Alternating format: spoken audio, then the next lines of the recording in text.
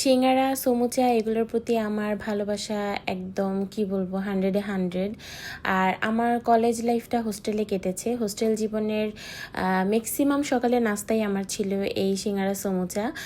দু একটা দিন হয়তো ঝালমুড়ি বা সামনের ভেলপুরি গেটের সামনে যিনি বসতেন মামা, ওনার কাছ থেকে খেতাম।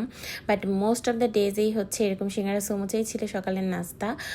সেটাকে আপনারা বলতে পারেন যে টাকা বাঁচানোর জন্য হোক বা শর্টকাটে এটাই অ্যাভেলেবেল ছিল সেজন্য হোক।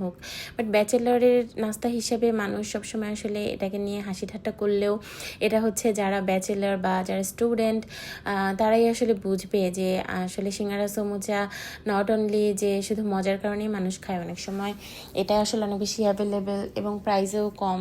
সো সেই ক্ষেত্রে ওইভাবে চিন্তা করেই খাওয়া হয়। সো এখনও যে এটার প্রতি আমার ভালোবাসা একটু কমেছে তা না, still now I am in love with singara samucha, আমার মোস্ট ফেভারিট আইটেম।